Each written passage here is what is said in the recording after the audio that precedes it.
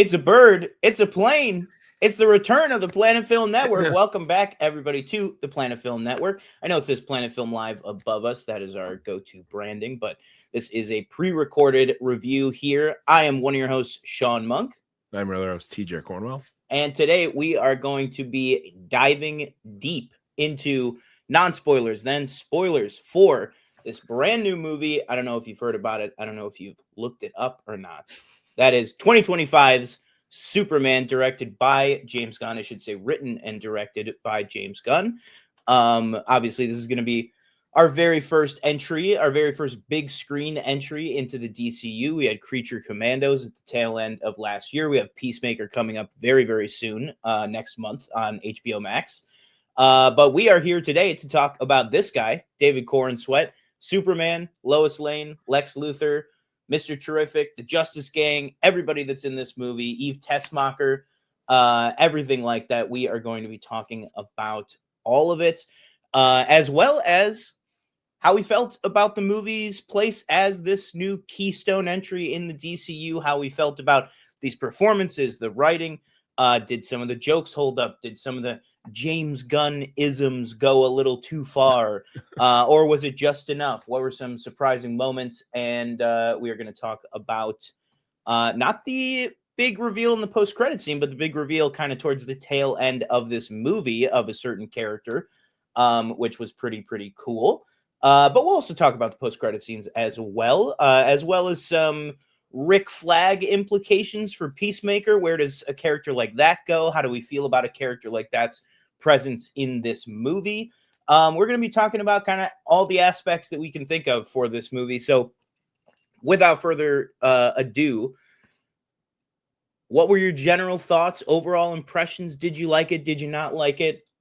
Where are you feeling on this very, very first DCU big screen entry? We know we're going to get Supergirl next year, but starting off with Superman, I'm going to throw it to you first. What were your thoughts? Yeah, I mean, there was a lot of kind of stuff going into this movie, a lot of discourse online, I would say. And if maybe you're not on Twitter, like you're not really on Twitter, I feel like anymore. No, not at all. Maybe you didn't see a ton of it, honestly. It's more, it's prevalent on YouTube as well, obviously. But yeah. So I didn't really know which way this was going to go, honestly. And after seeing it last night, I really enjoyed it. I thought the three main leads of the movie were all amazing. I thought it had some great comedic moments. Not everything obviously worked, with James Gunn. I feel like you got a lot of comedy kind of packed into one thing. Yeah. And, some things hit and some things didn't. A lot of supporting characters. I came away really specifically, and this was a part of like the big kind of initial reviews as well, really liking Mr. Terrific. Really excited to see what happens with that character going forward. And there's, talks of maybe a spinoff show coming to HBO. So that would be great to see. Oh, yeah. I thought David Corenswet and Rachel Brosnahan had some great chemistry on screen. And, I thought their Clark and Lois Lane were really good together. I would have liked a little bit more, Clark Kent, I would say. He's probably Clark Kent for like 5 minutes. Yeah. More than that, but a very short amount of time. The Justice Gang, I loved all them. I'm after watching the Rookie, I'm a big Nathan Fillion fan, so everything he basically said as Guy Gardner just it worked for me. The what in the what? Yeah. The what of the what? I had a really good time. I shouldn't really be surprised, honestly. Coming from Guardians 3, that was, I thought, maybe the best of the trilogy. Definitely number 2. Yeah. If not, I feel like the more time that passes, the more you and I are in the minority on that. I'm like so many people I talk to, they're like, the third one. I'm like, man, it's so much more than even just the rocket stuff. Yeah. But yeah. So I shouldn't really be surprised that James Gunn really kind of knocked it out of the park with this kind of introduction to this world. Obviously we had Creature Commandos earlier, but that was, also show. I got it right here. I didn't even Suicide Squad. Yeah. I mean, I almost completely forgot about that. Yeah. I would say there's a few things that didn't quite work for me. Mainly Luthor's kind of too kind of big tank people, specifically more it's not the machinist. What's her name? The engineer. Engineer. She didn't really work for me all that much. Mm-hmm. And the kind of two plot lines of the two countries at war with each other, and then obviously the big kind of lore. And maybe it's it's probably I'm not as up to date on all the comics and stuff like that, so I don't know.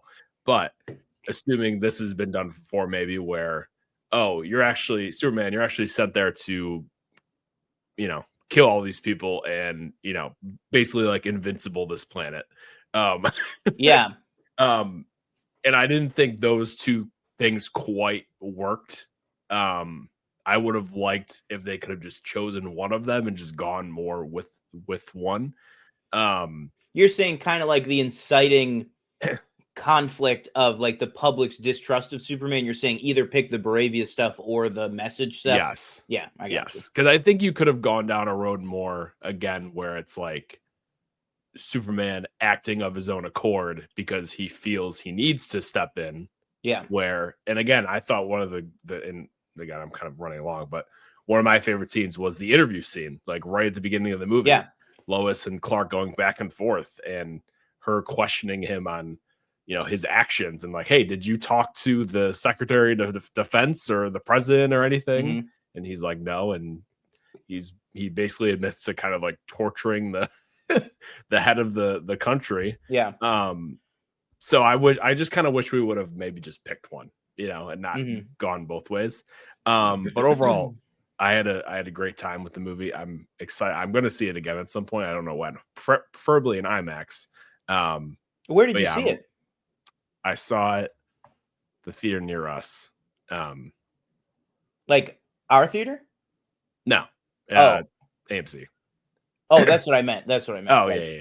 Yeah. But yeah. Definitely see it. And a couple of my friends are seeing it at the drive-in this week, and I'm like, this is a great drive-in movie.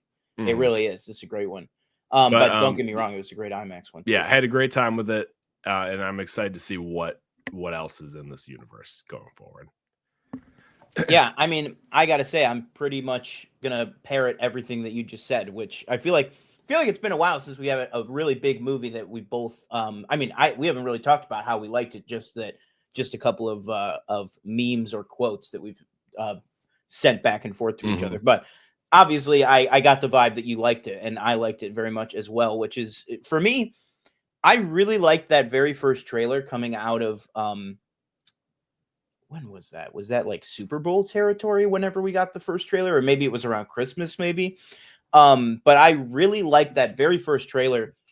And then just more and more, I just haven't felt the hype. I've been very busy. I've seen basically up to our last show, which was a month ago when we did the Last of Us finale, or the Last of Us, whatever the last episode we did of the Last of Us.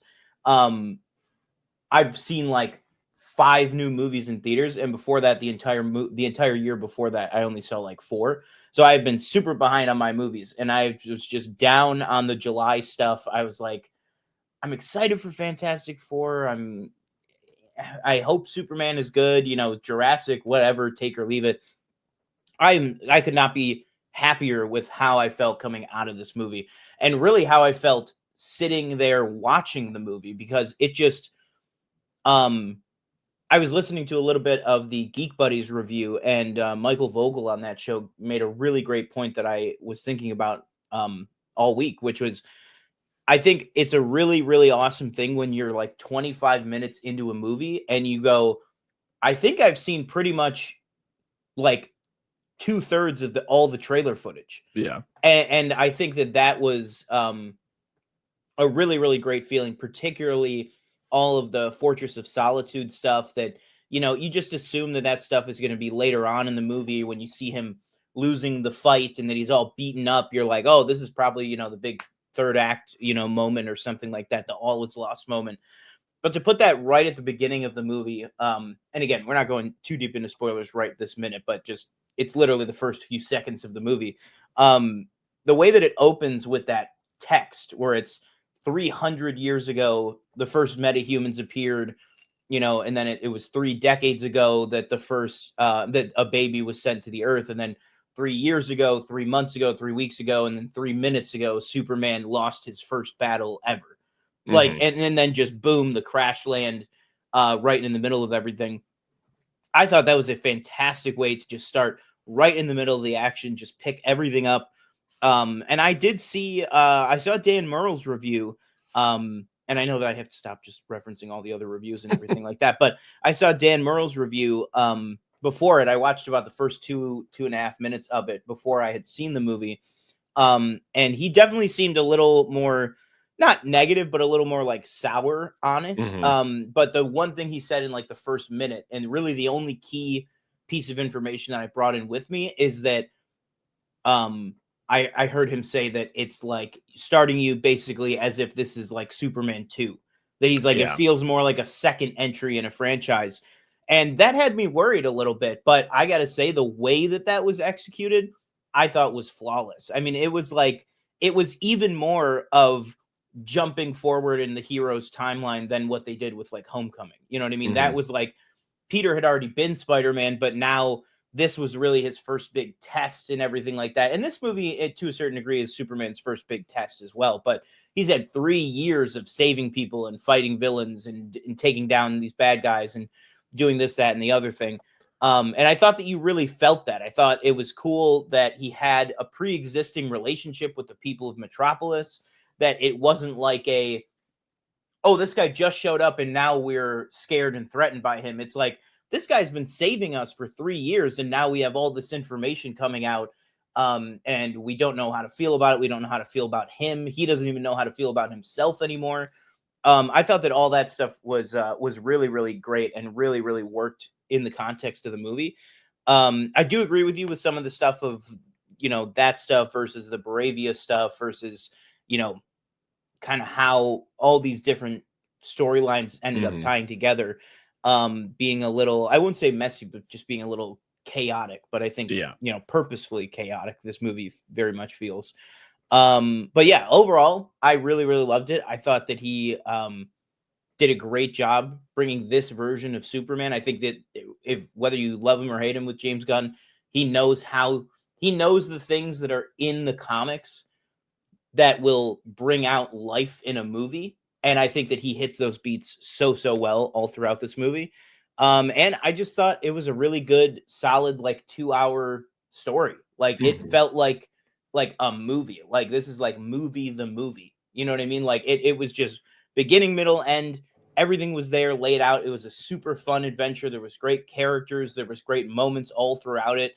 Like you said, some really bright spots with Mr. Terrific and Lois Lane and a bunch of other people as well. Crypto, we haven't really talked about yet, but we're going to get into some character stuff in a little bit. But I want to move over to just kind of talking about the overall plot of the movie with what's going on with Lex and everything like that, and we're going to transition over into spoiler territory. So before we hop over into spoilers, if you have not seen Superman yet, we are going to dive deep into spoilers. But for the non-spoiler version of this video, TJ, we're going to wrap it up here. What do you give this movie out of 5? What did you rate it on your Letterboxd? My grade on it's gonna be 4 out of 5. All right. Yeah, I gave it a 4.5 out of 5. I went back and forth a lot between 4, 4.5, or even 5. Mm-hmm. And to me, I just think I couldn't do 5 because I'm just like, there are certain moments, certain things that don't land. Some of the James Gunn humor, it's like an 80-20 mix. You know what I Yeah. mean? Where it's like you can like 80% of the jokes work, 20% of them don't, but the 80% that work like so well that it covers the loss of anything that's like, oh, okay, like Yeah. all right. Like some of the Cat Grant humor or just like some of the weird like erroneous stuff going on in the background. But then again, for everything that was like kind of a we get like a great Jimmy Olsen joke or a great Jimmy Olsen scene or moment, Mm-hmm. who I thought was great in the movie that we'll talk about in a little bit. But that will do it for the non-spoiler talk. So if you haven't seen it yet and you're just checking out the non-spoiler video, go see Superman, come back to the channel, check out our full video. Obviously, you're going to jump about 15 minutes into the spoiler review so that you can get to our spoiler section. But that'll do it for our non-spoiler review. Thank you so much for joining us for that.